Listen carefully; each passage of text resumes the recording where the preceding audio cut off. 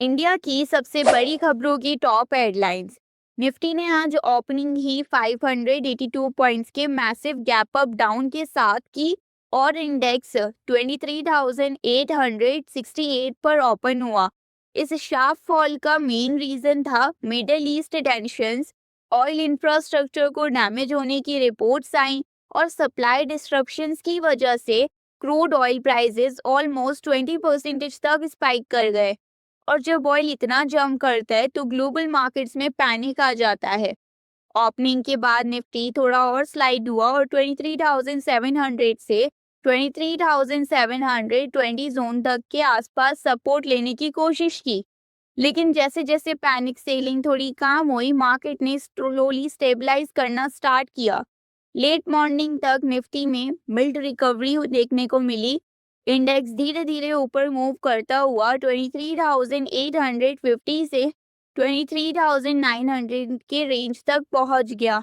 Market थोड़ा choppy था, लेकिन एक पॉजिटिव साइन ये था कि बायर्स ग्रेजुअली वापस आने लगे और फिर लास्ट आवर में यूटर्न हुआ। फाइनल आवर में थोड़ा मोमेंटम और इम्प्रूव हुआ और निफ्टी ने स्टेडी रैली करते हुए 24,000 का लेवल को क्रॉस कर लिया।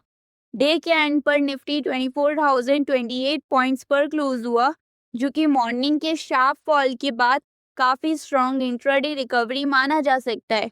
लेकिन ओवरऑल सेंटिमेंट अभी भी कॉशियस है, क्योंकि ग्लोबल जियोपॉलिटिकल टेंशन्स अभी खत्म नहीं हुई हैं और क्रूड प्राइसेस एलिवेटेड लेवल्स पर हैं।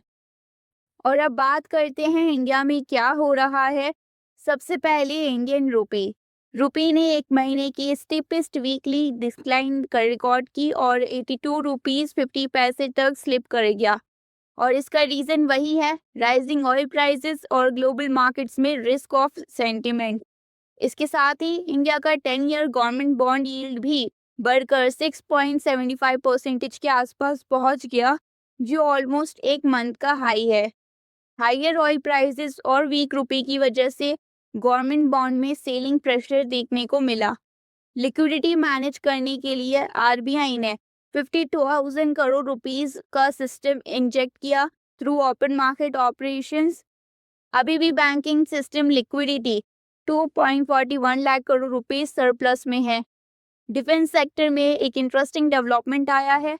इंडोनेशिया ने इंडिया के साथ एग्रीमेंट साइन किया है ब्रह्मोस मिसाइल सिस्टम प्रोक्योर करने के लिए, जो इंडिया के डिफेंस एक्सपोर्ट्स के लिए एक पॉजिटिव सिग्नल है।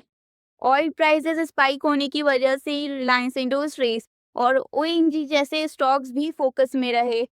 लेकिन ऑयल मार्केटिंग कंपनीज जैसे आईओसी, एचपीसीएल और बीपीसीएल के शेयर्स में प्रेशर देखने को मिला। स्टार्टअप स्पेस में मीशो के शेयर्स भी न्यूज में रहे, क्योंकि कंपनी को 1,500 करोड़ रुपीस का टैक्स डिमांड नोटिस मिला है, जिसके बाद स्टॉक ऑलमोस्ट 10% तक फॉल कर गया। इसी तरह पीजी इलेक्ट्रोप्लास्ट के शेयर्स लगभग 13% गिर गए एलपीजी सप्लाई डिस्ट्रप्शंस की न्यूज के बाद। एक और इंटरेस्टिंग ट्रेंड देखने को मिल रहा है। फॉरेन पोर्टफोलियो इन्वेस्टर्स यानी एफपीआईज अब आईटी सेक्टर से पैसे निकालकर फाइनेंशियल्स और कैपिटल एक्सपेंडिचर सेक्टर्स जैसे कैपिटल गुड्स, ऑटो और कंस्ट्रक्शंस में शिफ्ट कर रहे हैं। रीजन है एआई डिस्ट्रप्शन का फियर, जो ट्रेडिशनल आईटी सर्विसेज मॉडल को इम्पैक्ट कर सकता है। अब ग्लोबल मार्केट्स की बात करें तो ग्लोबल लेवल पर सबसे बड़ा ट्रिगर है oil prices. Brent crude around $105 पर बैरल तक पहुंच गया और कुछ टाइम के लिए $120 के नियर भी रैली हुआ। इसका मेन रीजन है स्ट्रेट ऑफ हॉर्मुज़ में डिस्ट्रप्शंस, जैसे मिडिल ईस्ट प्रोड्यूसर्स को प्रोडक्शन कस्ट करना पड़ा।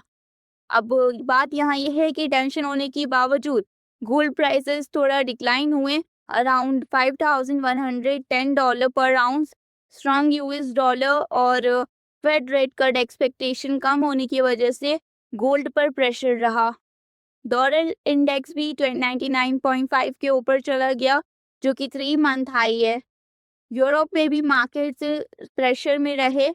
स्टॉक्स 50 और स्टॉक्स 600 इंडाइसेस 2% से ज़्यादा गिर गए, जो नवंबर 2025 के बाद कर लोएस्ट लेवल पर आ गए।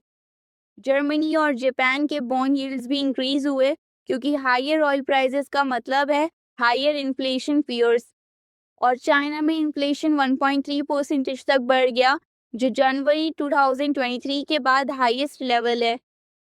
ओवरऑल मार्केट का व्यू ये है कि ग्लोबल जियोपॉलिटिक्स और ऑयल प्राइसेस और करेंसी प्रेशर ये सब मिलकर मार्केट्स को वॉलेटाइल बना रहे हैं।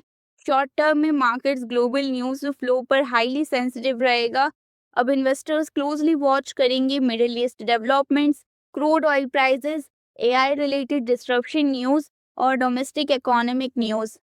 तो आने वाले सेशंस में वॉलेटिलिटी काफ़ी हाई रहने वाली है। अपकमिंग इकोनॉमिक इवेंट्स में 10 मार्च 2026 को रियल जीडीपी साउथ अफ्रीका और इन्फ्लेशन फाइनल जर्मनी से, 11 मार्च 2026 को इन्फ्लेशन यूनाइटेड स्टेट्स से, और 11 मार्च 2026 को इन्फ्लेशन डेटा ब्राज़ील से, और 12 मार्च को 2026 को सीपीआई इन्फ्लेशन, 12 मार्च 2026 को सेंट्रल बैंक पॉलिसी रेट, और 13 मार्च 2026 को इन्फ्लेशन पोलैंड, और 16 मार्च 2026 को इन्फ्लेशन डेटा कनाडा से। अपकमिंग कॉर्पोरेट एक्शंस में Bengaluru refinery and petrochemicals limited 4 rupees का इंटीरियम डिविडेंड अनाउंस किया है। एक्स डेट है 11 मार्च।